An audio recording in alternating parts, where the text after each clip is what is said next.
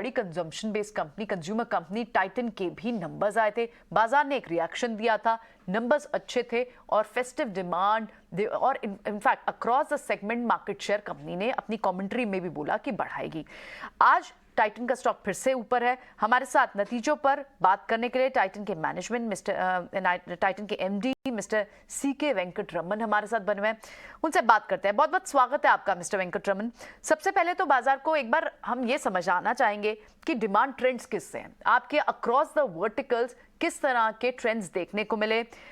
जनवरी की बात हो, क्योंकि फेस्टिव सीजन तक तो डिमांड ट्रेंड्स अच्छे थे, उसके बाद कई सारे सेगमेंट्स ने, कई सारे स्पेसेस ने थोड़ी सी स्लो डाउन भी देखी है।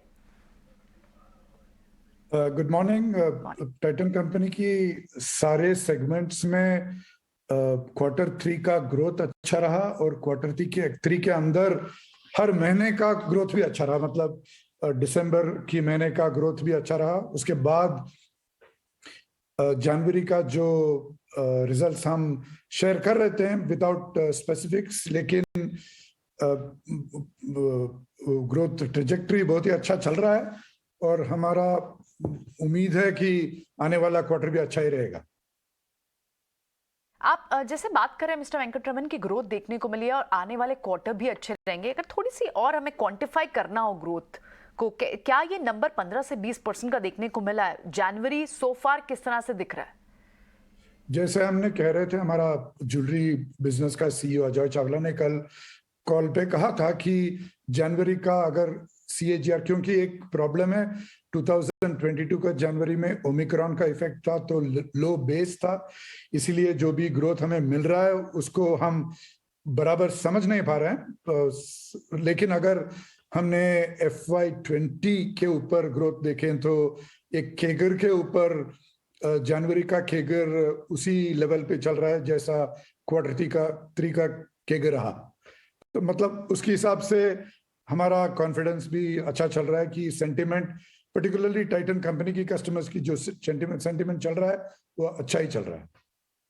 आपने कॉनकॉल की बात की मिस्टर वेंकटरमन, तो इसी से जुड़ी हुई एक और डिटेल पे आपसे थोड़ा और क्लैरिटी चाहेंगे, क्योंकि कॉनकॉल में मेंशन किया गया कि कंपेटिटिव इंटेंसिटी बढ़ी है। क्या ये कंपेटिटिव इंटेंसिटी लोकल प्लेयर्स से देखने को मिल रही है, कौन से पर्टिकुलरली सेगमेंट में देखने को मिल रही है, या फिर आपको लग रहा है कि large organised players, listed players, वहां से आपके लिए कॉम्पिटिशन इंटेंस हो रहा है? एक्चुअली मार्केट में एक्टिविटी एकदम, पर्टिकुलरली ज्वेलरी इंडस्ट्री में अगर देखें तो एक्टिविटी ज्यादा हो गया, क्योंकि हर एक शहर में एक बड़े बड़े ज्वेलर्स हैं, लोकल ज्वेलर्स हैं, उनको समझ में आ गया कि डायमंड ज्वेलरी में अगर ध्यान ज्यादा डालें, प्रॉफिटेबल कुंदन पोल की वगैरह ज्वेलरी कैटेगरीज में ज्यादा ध्यान डालें और कस्टमर एक्सपीरियंस पे ज्यादा ध्यान डालें तो उनका असर मिलेगा। तो इसीलिए लास्ट 3-4 सालों में हर शहर में, मतलब बड़े बड़े शहर में, बड़े बड़े टाउन में एक नंबर 1 ज्वेलर का एक्टिविटी ज्यादा बढ़ गया। लेकिन उसके बावजूद हर शहर में जो मीडियम कैटेगरी और स्मॉल कैटेगरी ज्वेलर्स थे और उनका शेयर तो काफी मेजॉरिटी में रहा, और वहां पे जो अपॉर्चुनिटी है तनिष्क जैसा ब्रांड के लिए, वो अपॉर्चुनिटी अभी भी है। इसका मतलब ये है कि अगर माइनॉरिटी शेयर पे देखें तो वहां पे एक्टिविटी ज्यादा हो गया, लेकिन मेजॉरिटी शेयर हर शहर में ये फॉर्मलाइजेशन का अपॉर्चुनिटी जो चल रहा था वो अभी भी चल रहा है। तो एक तरफ एक्टिविटी, कंपेटिटिव एक्टिविटी ज्यादा हो गया, दूसरी तरफ उसी समय तनिष्क का अपॉर्चुनिटी भी बढ़ गया, क्योंकि तनिष्क का मार्केट शेयर 10 से कम है भारत में और टाटा का नाम लास्ट 3 साल में और मजबूत हो चुका है। तो इसके कारण ये कंपेटिटिव इंटेंसिटी ज्यादा होने के बावजूद टाइटन का ग्रोथ और टाइटन का अपॉर्चुनिटी बढ़ते जा रहा है। राइट मिस्टर वेंकटरमन, अगर वॉचेस के मार्जिन की बात करें तो यहाँ पर भी हमने देखा है थोड़े से तो लोअर देखने को मिले। जो एक बॉलपार्क एस्टिमेट था लगभग 13% का, उससे ये मार्जिन कम देखने को मिला इस पर्टिकुलर कैटेगरी में, और आपने इंडिकेट पहले भी किया था। क्या आप अब भी इसी नंबर के साथ रिलेट करते हैं, या फिर आपको लगता है कि कोई रिविजन फ्यूचर में पॉसिबल हो सकती है? टाइटन कंपनी का अप्रोच है ओवरऑल एक पोर्टफोलियो अप्रोच है।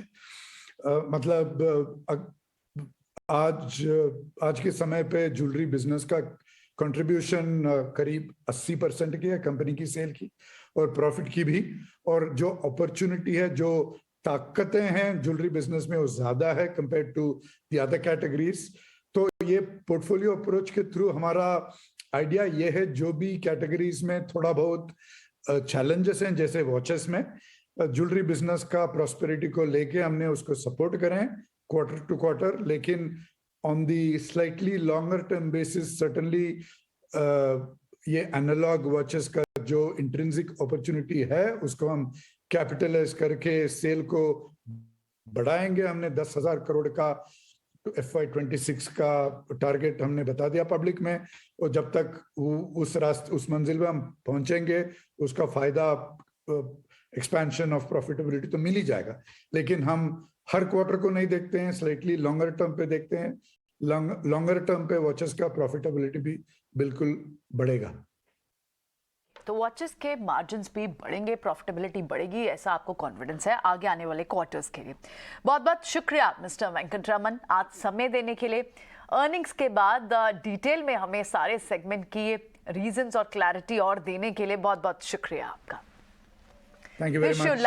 Wish you luck for your future quarters. जल्दी आपसे फिर बात होगी।